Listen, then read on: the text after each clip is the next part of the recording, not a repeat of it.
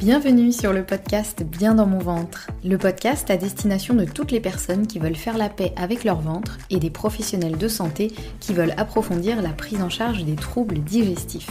Je m'appelle Anne-Sophie Basquet, je suis naturopathe, formée à la micronutrition et passionnée par tout ce qui touche de près ou de loin à la digestion, au microbiote et à ce qu'on appelle le deuxième cerveau. Mon objectif, apprendre le plus de choses possibles sur tous ces sujets et vous les transmettre ensuite via ce podcast, mais aussi via des formations en ligne. Ici, chaque semaine, je vous dévoile mes dernières trouvailles et retours d'expérience en termes de santé naturelle, alimentation et hygiène de vie, pour que vous ou vos clients puissiez retrouver un ventre serein et une pleine santé physique et mentale. Bonne écoute! Bienvenue dans ce nouvel épisode du podcast Bien dans mon ventre. J'espère que le nouveau jingle vous plaît. Vous l'avez vu, c'est une nouvelle saison, c'est la saison 3. Donc c'est un nouveau jingle, j'espère qu'il vous a mis la patate. Aujourd'hui, dans l'épisode numéro 95, on va parler de mes bonnes résolutions santé pour 2024 et je vais aussi vous donner quelques idées pour vous de bonnes résolutions qui pourraient peut-être vous faire du bien. Alors avant toute chose, je n'aime pas trop, très honnêtement, employer le terme de bonne résolution parce que je trouve que c'est très connoté, obligation, etc. Donc j'ai hésité à appeler cet épisode mes intentions santé pour 2024, mais bon, je sais que bonne résolution, ça sonne plutôt logique en ce début d'année. Donc voilà, à chaque fois que je dis bonne résolution, entendez aussi le mot intention, puisque pour moi, alors c'est vraiment jouer sur les mots, mais pour moi, une intention, ça a moins de contraintes, ça a moins ce côté, il faut absolument y arriver et sinon je suis une mauvaise personne et c'est horrible. Donc voilà, donc je vous encourage effectivement à prendre des intentions pour 2024 et je vais donc vous partager les miennes dans cet épisode. Alors important, avant de déterminer des bonnes résolutions, c'est important de savoir quels sont mes objectifs. Parce que sinon on peut partir dans tous les sens. Je pourrais vraiment me dire j'ai très envie de ça, j'ai très envie de ça, j'ai très envie de ça, et du coup ce seraient des choses qui seraient potentiellement complètement illogiques et complètement irréalisables. Donc là l'idée c'est vraiment d'avoir un objectif. Ça c'est important et quelle que soit votre bonne résolution de l'année ou votre intention de l'année, c'est important d'avoir un objectif et du coup les bonnes résolutions ou les intentions vont en découler. Parce que si on n'a pas d'objectif, on peut en prendre 1000 des bonnes résolutions. Mais l'idée c'est vraiment que ce soit utile et que ça aille dans une direction qui est cohérente. Donc moi, je me suis posé un petit peu, avant de définir effectivement mes bonnes résolutions, je me suis dit quels sont mes objectifs santé pour l'année 2024. J'ai découpé ça un petit peu en santé physique et en santé mentale, même si les deux sont très liés et très interconnectés. Mais voilà, je trouvais que c'était peut-être un peu plus facile de les scinder en deux, en tout cas pour ces bonnes résolutions, même si vous allez voir qu'elles sont quand même très très liées. Et on va dire que l'une va influencer l'autre aussi. Donc en termes de santé physique, mon objectif premier, c'est de garder une bonne routine sportive. Si vous avez écouté l'épisode précédent, qui est l'épisode bilan 2023 de ma santé justement durant cette année 2023, vous avez vu que j'ai réussi depuis quelques mois à adopter vraiment une bonne routine sportive où je pratique le crossfit 2 fois par semaine minimum, parfois c'est même 3 fois si je suis vraiment en forme et vraiment motivée. Et et j'ai aussi, je fais de la marche, du yoga, etc. Donc mon objectif, c'est de garder une bonne routine sportive. Et je détaille pas plus que ça, parce que vous allez voir que dans un deuxième temps, une fois qu'on a défini les objectifs et les bonnes résolutions, on va voir quel est le plan d'action. Parce que un objectif sans plan d'action, ce n'est qu'un rêve irréalisé, potentiellement. Donc là, je développe pas trop, je développerai juste après. Donc premier objectif de ma santé physique, garder une bonne routine sportive. Deuxième objectif, j'aimerais beaucoup diversifier encore plus mon alimentation, surtout sur les fruits et légumes. Je m'explique, j'ai déjà une alimentation très honnêtement qui est quand même plutôt très équilibrée, je mange des choses les moins transformées possibles, je mange beaucoup de légumes, un petit peu de fruits, j'ai quand même une alimentation équilibrée et diversifiée, mais je me rends compte que malgré tout, je tourne quand même un peu en rond sur les aliments que je consomme. Et j'aimerais bien finalement diversifier et principalement au niveau des légumes et aussi un petit peu des fruits, mais c'est vrai que j'aimerais bien manger encore plus de sortes différentes de légumes et pas rester dans ma zone de confort à cuisiner un petit peu tout le temps la même chose. La raison derrière tout ça, c'est que je sais que chaque légume, chaque aliment, mais on va vraiment faire un focus sur les légumes et les fruits. Donc chaque fruit et légume amène vraiment des choses différentes au corps. Et plus on a une alimentation diversifiée, plus on mange de fruits et de légumes notamment différents, et bien plus on va apporter des choses différentes au corps, que ce soit en termes de vitamines, minéraux, oligo-éléments, mais aussi pour le microbiote. Parce que notre petit microbiote, il adore la diversité, il adore quand on mange plein de choses différentes, à condition bien sûr que ce soit des choses brutes, non transformées, et j'ai envie de dire non industrialisées et bonnes pour la santé, et surtout ce qui contient des fibres, d'où mon focus sur notamment les légumes. Et donc c'est pour ça que en fait l'objectif premier c'est vraiment de solidifier encore plus mon microbiote et d'équilibrer encore plus mon microbiote. J'aurais dû même mettre ça comme objectif et ça passe justement par le fait de diversifier encore plus mon alimentation et aller un petit peu vers des fruits et légumes que j'ai moins l'habitude de cuisiner tout en restant dans les fruits et légumes de saison. Ça pour moi c'est primordial et de toute façon je ne fais mes courses que dans des petits magasins bio qui n'ont que des fruits et légumes de saison, donc pour moi c'est assez logique, mais voilà, je le précise quand même. L'idée, c'est pas d'aller chercher des trucs hyper exotiques ou de me dire, bah tiens, je vais commencer à manger des tomates en hiver. Non, clairement, ça n'est pas du tout l'objectif. Donc voilà mon deuxième objectif de santé physique. Je vous explique après le plan d'action. Troisième objectif de santé physique, et là j'ai hésité à le mettre dans la santé physique ou mentale, mais là pour le coup je parle plus de l'aspect vraiment physique, c'est de réussir à apaiser encore plus mon système nerveux.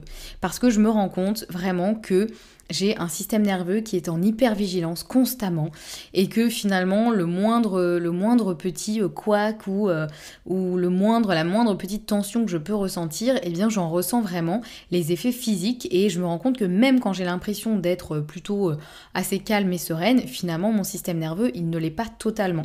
Bon, ça c'est pas un secret, je vous en ai déjà parlé, moi je suis quelqu'un de plutôt anxieux depuis toute petite et effectivement en général ça vient pas de nulle part, on a tous et toutes des événements dans notre enfance qui peuvent faire que notre système nerveux passe un peu en hypervigilance et du coup on est hyper attentif à tout ce qui nous entoure, hyper empathique aussi parfois et du coup là j'aimerais vraiment apaiser mon système nerveux, donc vraiment au niveau physique parce que j'en ressens les effets physiques, mais évidemment c'est aussi lié à la santé mentale puisque un système nerveux survolté, ça va se ressentir aussi sur la santé mentale. Donc voilà, je vous explique après le plan d'action, mais l'objectif c'est vraiment ça, de réussir à, on va dire, stimuler un peu plus le système nerveux parasympathique, donc qui est plutôt le système nerveux du repos, de la relaxation, de la régénération, et calmer un petit peu le système nerveux orthosympathique, qui a tendance parfois à être un petit peu trop énervé. Donc ça c'était mes objectifs au niveau de la santé physique. Donc j'en ai trois principaux. Donc pour rappel, voilà, vraiment garder une bonne routine sportive, diversifier encore plus mon alimentation, surtout sur les fruits et légumes, et apaiser mon système nerveux. Au niveau de la santé mentale, c'est plus... Alors là, je vous ai mis des objectifs qui sont finalement quasiment des actions, parce que je savais pas trop comment les formuler, mais je vous les donne comme ça, et je développerai quand même après les plans d'action. Mais j'aimerais bien, au niveau de la santé mentale, j'aimerais bien faire plus de journaling.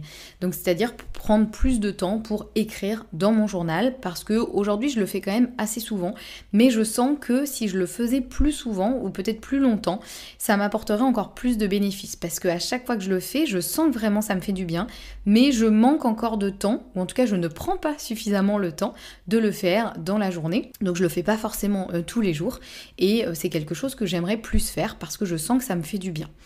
Donc voilà, c'est un objectif / un peu plan d'action, mais l'idée, si je devais le transformer en objectif, ce serait peut-être d'apaiser mes pensées et de vider un peu mon cerveau. Voilà, c'est vraiment ça. Le journaling, pour moi, c'est vraiment ça. Ça me permet de vider un peu mon cerveau, de poser une partie des pensées sur le papier, et comme ça, c'est terminé, je m'en débarrasse, entre guillemets, et je peux passer à autre chose. Donc ça, c'est le premier objectif. On va dire vider les pensées, donc faire plus de journaling. Et puis, j'aimerais aussi, en deuxième objectif de santé mentale, nourrir plus mon besoin d'apprentissage. Et ça, je le mets dans santé mentale parce que pour moi, ce besoin d'apprentissage, c'est vraiment quelque chose qui me nourrit et qui me fait du bien au niveau de ma santé mentale. Je sais que par exemple, si je n'ai pas suffisamment de moments d'apprentissage ou de quantité d'apprentissage sur une journée, une semaine ou plus longtemps, eh bien ça me pèse vraiment. Vraiment, j'ai ce besoin absolument d'apprendre de nouvelles choses, de me nourrir de nouveaux contenus, de faire des recherches sur des choses, ça peut être de lire des livres, de lire des articles, de regarder des webinaires, des vidéos, etc. En tout cas, d'avoir ces moments d'apprentissage plutôt orientés vers la santé, la digestion, etc. Parce que c'est vraiment le domaine qui me passionne, mais ça peut être aussi des choses plus diverses.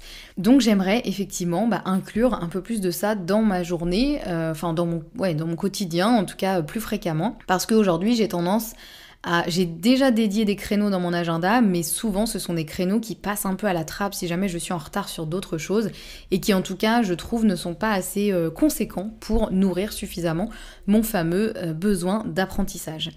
Donc voilà, mes 2 objectifs santé mentale, ça va être ça, donc apaiser mes pensées et inclure plus de moments d'apprentissage. Donc maintenant qu'on a nos objectifs et nos bonnes résolutions, entre guillemets, voyons ce qu'on fait en termes de plan d'action, pour être sûr effectivement que ces bonnes résolutions sont réalistes et réalisables, et surtout qu'elles sont suivies d'actions concrètes pour que je mette toutes les chances de mon côté pour réussir ces fameuses bonnes résolutions. Parce que si je me dis juste « Ah ouais, c'est vrai que j'aimerais bien, je sais pas moi, prendre plus le temps de lire, tiens. » Ouais, ok. Mais si jamais je n'ai pas de plan d'action derrière, je ne mets pas en place des choses, ça risque fortement de passer à la trappe et je risque dans 3 mois de me dire « Ah ouais, c'est vrai que je m'étais dit que j'aimerais bien lire un peu plus, j'ai pas fait du tout. » Et du coup de culpabiliser, de me sentir nulle, etc. De me dire « Non mais c'est pas grave, ce sera l'année prochaine, etc. etc. » Donc là l'objectif c'est de mettre à peu près toutes les chances de mon côté, en tout cas d'essayer de baliser un peu le chemin pour que je puisse le suivre le plus sereinement possible. Alors le plan d'action pour garder une bonne routine sportive, quel est-il ? L'objectif étant de continuer le CrossFit 2 fois minimum par semaine. J'aime bien ce rythme, ça me convient bien. Je sais que je peux monter parfois à 3 fois par semaine si jamais j'y vais le week-end par exemple, mais je veux pas me mettre un objectif trop élevé parce que je sais que 3 fois par semaine ça peut être parfois trop. Il y a des séances qui sont vraiment intenses et qui me laissent KO pendant plusieurs jours et donc ça sert à rien que je me flagelle et que je me dise non c'est pas grave, tu vas quand même au CrossFit parce que tu t'étais dit ça. C'est important aussi de s'écouter. Et puis surtout, je me dis que si je me mets un objectif qui est trop élevé, par exemple si je me dis c'est 3 fois minimum par semaine et tu n'en déroges pas, ça risque de devenir trop pesant. Donc en fait, je préfère rester à 2 fois par semaine. Je me dis 2 fois par semaine, franchement c'est faisable. C'est déjà ce que je fais depuis plusieurs mois et je le fais même au cœur de l'hiver. Donc je me dis, si j'arrive à tenir ça alors qu'on est en plein mois de décembre, a priori, le reste de l'hiver, ça devrait aller. Parce qu'il y a des choses parfois où on se dit « Oui, c'est bon, je vais me mettre à faire ça ». On s'y met au mois d'août par exemple, et puis une fois que le mois d'octobre, novembre arrive, on laisse tout tomber parce que finalement c'est l'hiver, il fait froid et on n'a pas envie. Donc là, ça me paraît cohérent. Vous voyez, je me dis, continuer comme ça, en termes d'emploi du temps, en termes de contraintes logistiques, en termes d'envie et de motivation, 2 fois minimum par semaine, ça me paraît ok.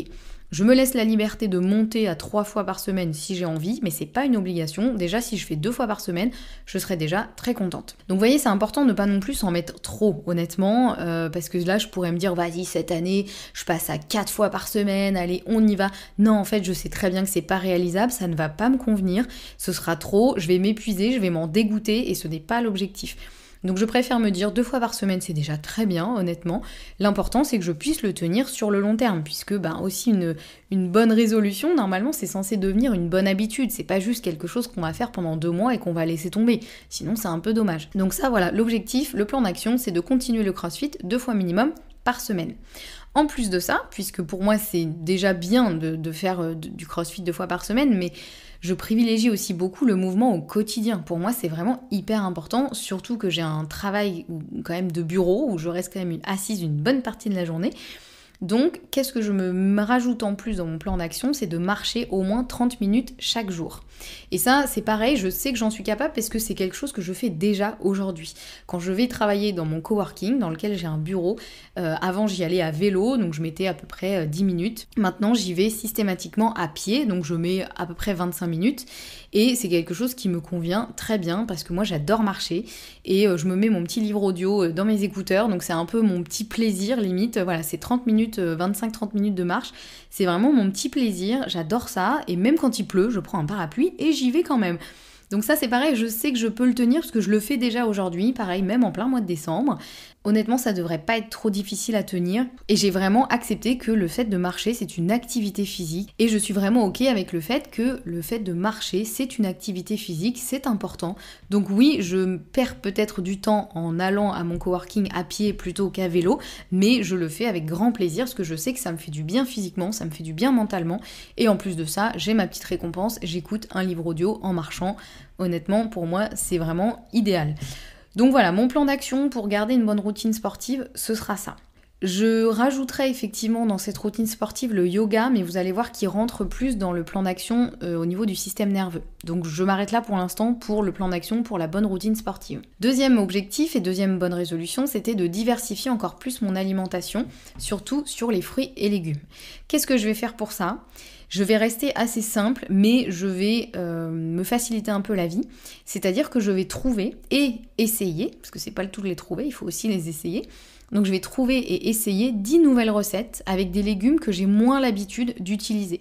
Comme ça, je me facilite un peu la vie dans le sens où j'ai pas à me dire « Ok, j'ai acheté tel légume, maintenant j'en fais quoi ?»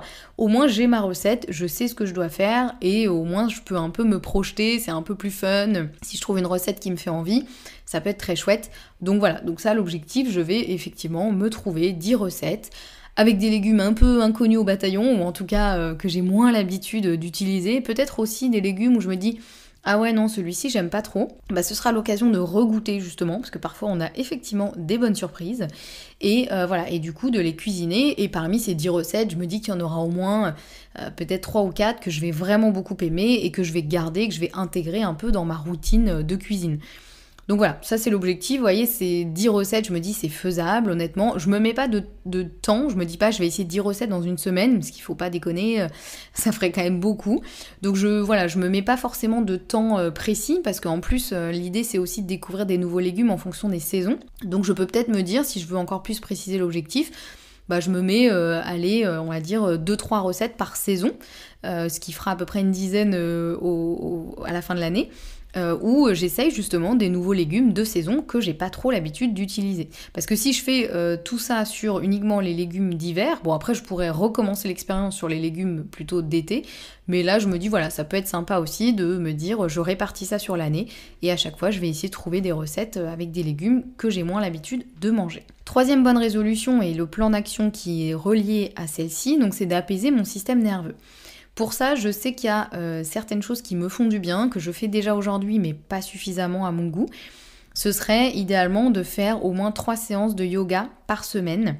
Donc du yoga plutôt yoga hatha par exemple, qui va plus être effectivement basé sur le corps, sur les étirements, certaines postures, etc. Et j'aimerais bien faire aussi 2 séances de yoga nidra par semaine. Et le yoga nidra, ce sera vraiment là pour apaiser le système nerveux. Le yoga nidra, c'est vraiment un peu comme une espèce de méditation guidée et j'aime beaucoup. Donc je me dis que ce serait bien de faire ça. Je sais que c'est un peu ambitieux parce que ça veut dire 5 séances au total par semaine.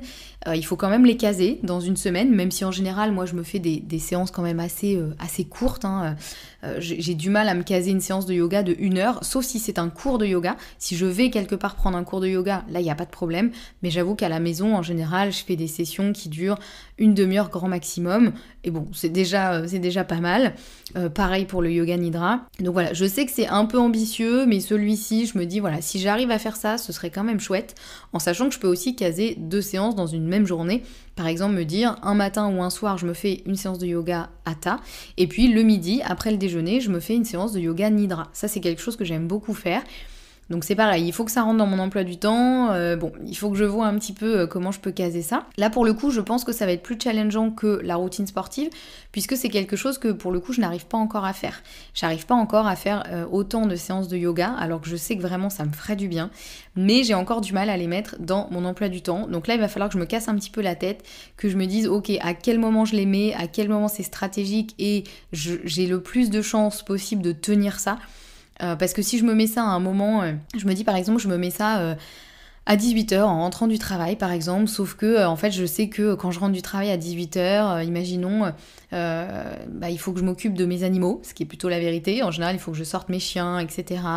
Pour peu qu'il y ait une lessive à étendre, etc. Donc je me rends compte qu'au final je n'ai pas un temps pour moi avant 18h45 par exemple, ça sert à rien que je casse ça à 18h alors que je sais très bien que je vais pas m'y tenir.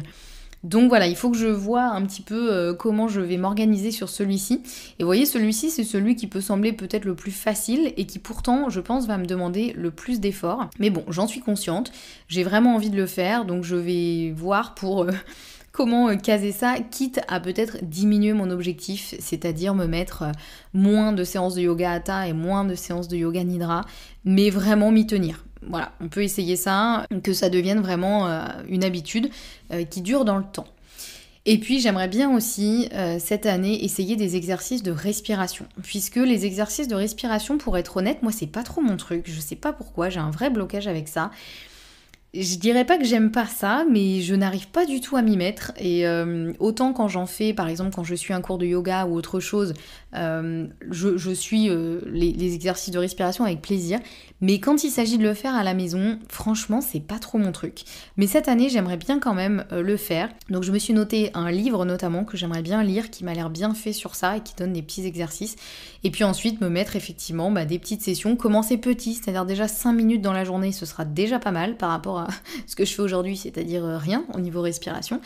Et puis augmenter un petit peu petit à petit. Mais vous voyez que je hiérarchise aussi un petit peu mes objectifs et mes bonnes résolutions ici pour pas m'en mettre trop, mais être sûre de tenir ce qui est vraiment le plus important. Et là, en l'occurrence, pour moi, le plus important, c'est vraiment la routine sportive parce que je sais que ça me fait énormément de bien au niveau physique, mais aussi au niveau mental. Donc ça rentre aussi un peu dans le cadre de la santé mentale. Et le côté apaiser mon système nerveux, c'est important pour moi, mais si je devais choisir, c'est celui qui, à la limite, passerait un petit peu plus à la trappe parce que, voilà, si je me dis, je ne peux pas tout faire. Donc voilà, un petit peu pour vous expliquer comment je hiérarchise aussi tout ça. Ensuite, au niveau de la santé mentale, mon plan d'action du coup, pour notamment faire du journaling plus souvent, j'aimerais bien en réalité en faire tous les jours. Et pour ça, il faudrait que j'inclue des moments dans mon agenda et surtout que j'emmène mon journal avec moi un peu partout, quoi. Que je l'emmène au bureau, que je l'ai dans mon sac, voilà, pour pouvoir me dire « Ah bah tiens, là, je sais pas, j'ai même 10-15 minutes de battement entre deux rendez-vous ou entre, je sais pas, j'attends quelqu'un ou quoi. » Et bah ça peut être l'occasion de me dire « Allez hop, j'écris un petit peu dans mon journal. » Je sais que j'ai pas forcément besoin ni intérêt de caser des sessions de 1 heure par exemple, parce que ça je sais que je m'y tiendrai pas, c'est beaucoup trop long. Et ce sera compliqué à inclure dans mon agenda et du coup ça va me saouler et je vais arrêter. Donc je préfère me dire un petit peu tous les jours. Il y a des fois où j'aurais sûrement envie d'écrire plus longtemps, ce qui arrive, et il y a des fois au bout de 5 minutes, j'ai plus envie d'écrire, j'ai plus rien à dire, et c'est très bien comme ça. Mais voilà, je sais qu'il faut, pour que ça fonctionne, il faudrait que soit je me mette des créneaux dans mon agenda, soit que, parce que je peux faire les deux, et que j'emmène mon journal avec moi un peu partout pour pouvoir écrire dedans dès que j'en ai envie. Ensuite, le plan d'action pour inclure des moments plus d'apprentissage, et bien là, il va falloir que je sois effectivement assez stricte et que je prévoie des créneaux chaque jour. 30 minutes, je trouve que 30 minutes déjà c'est très bien.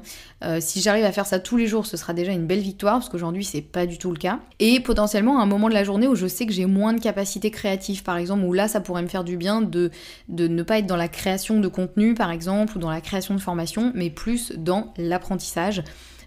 Voilà, ça peut être un bon moyen de switcher un peu mon cerveau et donc ça peut être en fin de matinée ou en milieu fin d'après-midi par exemple. Mais il va être important que je m'y tienne à ces créneaux et que ça passe pas à la trappe et que je me dise pas ah bah non mais là je suis en retard sur ça donc je rattrape plutôt mon retard plutôt que de nourrir ce besoin d'apprentissage. Donc voilà un petit peu mon objectif pour cette bonne résolution d'inclure plus de moments d'apprentissage.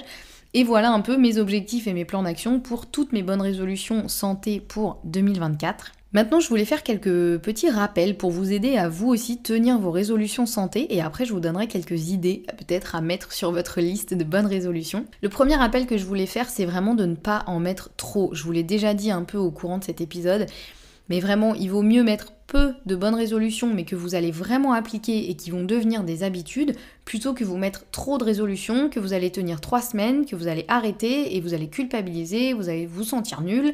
Donc c'est pas du tout l'objectif. Personnellement, vous avez vu, j'ai pas une longue liste de résolutions et surtout je suis partie de la base que j'avais. des choses où je sais que ça, je peux le tenir, mais je peux aussi tomber un peu des rails et du coup c'est pour ça que je l'ai quand même mis dans mes bonnes résolutions parce que l'objectif c'est vraiment de tenir sur la durée. Et là je sais que c'est des choses que je fais depuis quelques mois, c'est pas encore suffisamment solide pour que je puisse me dire c'est bon, ça fait partie de moi, c'est une habitude, etc. Je me dis c'est quand même important que je mette une intention sur ça pour que ça continue dans la durée jusqu'à ce que ça devienne vraiment hyper naturel pour moi et que j'ai même plus à l'écrire dans mes bonnes résolutions parce que c'est déjà une habitude qui est ancrée dans mon quotidien. Donc je suis partie de la base que j'avais et j'ai juste rajouté des choses sans trop me surcharger. Donc mes résolutions elles sont quand même assez ambitieuses mais pas non plus inatteignables. Je me dis pas non mais ça c'est mort, je vais jamais y arriver. Et surtout j'ai priorisé. Vous voyez comme je vous disais, le yoga par exemple, je sais que c'est peut-être le truc qui va un peu passer à la trappe. Mais c'est moins grave pour moi que de louper le crossfit par exemple, parce que je sais que le crossfit ça me fait du bien au niveau physique, ça me fait du bien au niveau mental, alors que le yoga ça me fait aussi du bien, mais moins que le crossfit par exemple. Donc c'est important aussi de hiérarchiser et d'avoir un peu des objectifs de base qui ceux-là sont non négociables, et puis des objectifs un peu plus waouh, où là on se dit vraiment si ça j'y arrive, ce serait vraiment le top du top, mais si j'y arrive pas à 100%, c'est pas grave non plus, ce sera déjà bien si j'y arrive ne serait-ce qu'à 50%. Ensuite, un autre rappel, c'est que la santé nécessite de la discipline et de l'engagement. Et honnêtement, ça, je sais que c'est une notion qui est pas évidente et qui a pas été évidente pour moi non plus à accepter. Mais vous voyez, par exemple, quand je vais au CrossFit ou que je prends le temps de marcher, c'est sûr que c'est du temps en moins sur mon temps pro ou perso. Ça me demande un effort, ça me demande de l'implication, mais c'est une contrainte que j'ai choisie. Et ça ne passe pas à la trappe, sauf cas de force majeure ou sauf si vraiment mon énergie elle est complètement KO. L'idée c'est pas non plus de se faire du mal, mais ce sont des choses qui sont ancrées dans mon agenda, dans ma routine, je sais pourquoi je les fais. Ça n'est plus une option en fait pour moi, c'est vraiment de l'hygiène de vie dans son sens littéral. C'est-à-dire que, au même titre que je me lave et je me brosse les dents, eh bien je pratique aussi une activité physique parce que je sais que ça rentre vraiment dans les piliers de l'hygiène de vie et j'en ressens vraiment les bénéfices. Donc je m'impose une discipline pour continuer à en ressentir les bénéfices. Donc la frontière entre la discipline et l'habitude, elle est assez fine, et aussi entre la discipline et la contrainte. Honnêtement, au début, c'est plutôt un peu une contrainte, mais il faut que ce soit une contrainte supportable aussi. Encore une fois, l'idée, c'est pas de vous imposer des choses qui vous font du mal finalement, c'est vraiment de trouver cet équilibre entre discipline et bénéfice qui sera justement bénéfique pour vous. Troisième rappel sur les bonnes résolutions, c'est important de poser des résolutions qui vous correspondent. Pas parce que c'est un truc à la mode ou parce que quelqu'un vous pousse à le faire. Il faut que vous voyez ce qui peut être réellement bénéfique pour vous et que vous partiez sur ça. Et peu importe si ça va un peu à l'encontre de ce que fait toute votre famille ou ce que fait votre meilleur ami ou votre conjoint, si vous avez envie de faire telle pratique sportive par exemple, alors que tous vos potes et toute votre famille fait une autre pratique sportive, c'est pas grave. L'important c'est de faire ce qui vous parle, parce que c'est comme ça que ça va vraiment pouvoir devenir une habitude et que ça va pas juste être un feu de paille qui va disparaître au bout de quelques semaines. Voilà un petit peu pour mes rappels sur les bonnes résolutions santé. Maintenant, voici quelques bonnes idées de bonnes résolutions pour vous. La première étant peut-être de vous faire accompagner sur des problématiques de santé. Peut-être que c'est enfin le moment de prendre le problème à bras-le-corps, que ce soit n'importe quel problème de santé que vous ayez, et de vous dire allez c'est bon, maintenant cette année je m'en occupe, je me fais accompagner, je fais ce qu'il faut. Et je sais que ça demande souvent une vraie démarche, un vrai engagement, mais ça peut tellement tout changer et parfois il y a des symptômes qu'on se traîne depuis tellement longtemps et finalement dès qu'on se fait accompagner pour ça, au bout de quelques semaines, ça va beaucoup mieux et on se dit mais pourquoi j'ai pas fait ça avant? Franchement, vraiment, pourquoi j'ai repoussé aussi longtemps? Donc peut-être que cette année, c'est la bonne année pour ça. Autre idée, peut-être que cette année, c'est aussi la bonne année pour modifier votre alimentation en fonction de ce qui serait le plus bénéfique pour vous. Et là, je préfère pas donner de choses particulières, sauf une après que je vais vous donner dans les bonnes idées. Mais c'est surtout de voir, vous, qu'est-ce qui pourrait vous être bénéfique. Est-ce que ce serait de manger plus de telle chose ou moins de telle chose ou de remplacer telle chose par une autre? Ça, c'est à vous de voir, mais peut-être que c'est enfin l'année où vous allez vous dire « Ok, cette fois-ci, j'y vais, je teste pour de vrai et je vois comment je me sens. » Une autre idée de bonne résolution, ça peut être effectivement d'augmenter votre activité physique en commençant selon votre niveau. Personnellement, si vous vous souvenez, je vous en ai parlé dans l'épisode bilan notamment, j'ai commencé par reprendre le yoga régulièrement. Donc j'y suis allée doucement, je faisais des petites séances de yoga, mais vraiment régulièrement, pas tous les jours, mais au moins 3-4 fois par semaine. Et puis une fois que ça s'était ancré et que je me sentais suffisamment en énergie, j'ai repris le sport à la maison. Et puis une fois que ça s'était ancré et que je commençais un peu à m'ennuyer, j'avais envie de quelque chose de peut-être un peu plus intense et de plus fun, je me suis mise au CrossFit. Et ensuite, j'ai rajouté la marche régulière. Mais heureusement que j'ai pas fait tout d'un coup. Honnêtement, je n'aurais jamais pu faire tout d'un coup. Déjà parce qu'à l'époque, j'avais pas du tout assez d'énergie pour ça. C'est vraiment venu petit à petit. Mais c'est vraiment parce que j'ai solidifié les bases et ensuite j'ai rajouté des choses. Et du coup, ça s'est fait de manière tout à fait naturelle et assez fluide. Donc vraiment, peut-être que c'est l'année pour augmenter votre activité physique. Et honnêtement, déjà, rien que de la marche, ce sera bénéfique.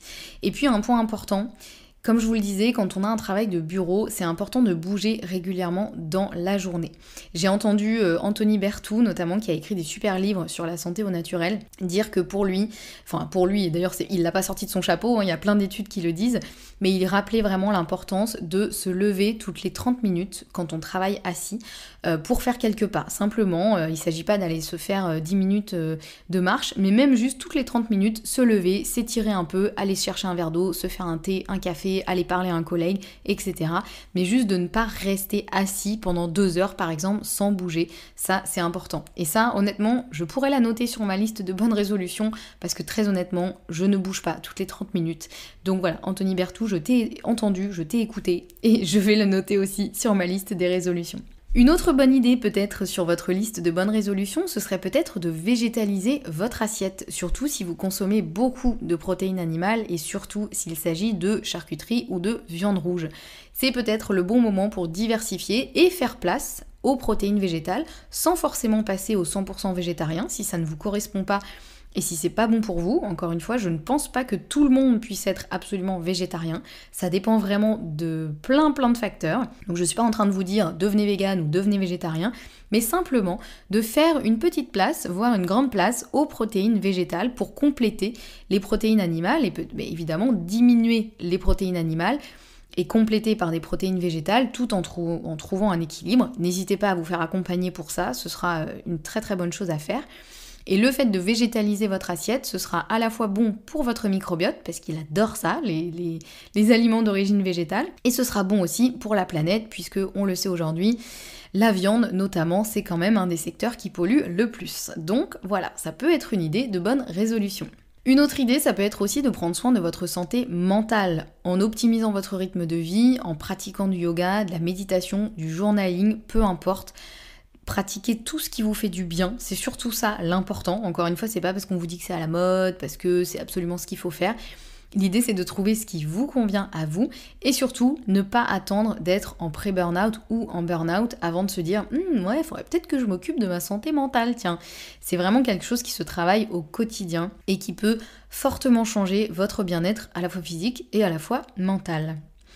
Et enfin, une idée de bonne résolution peut-être pour cette année, ça peut être une bonne idée de faire un gros bilan de santé, notamment des analyses sanguines, pourquoi pas des analyses de microbiote ou autres, pour voir ce sur quoi vous avez besoin de travailler, peut-être là où il y a des carences qui doivent être comblées ou des déséquilibres qui doivent être optimisés.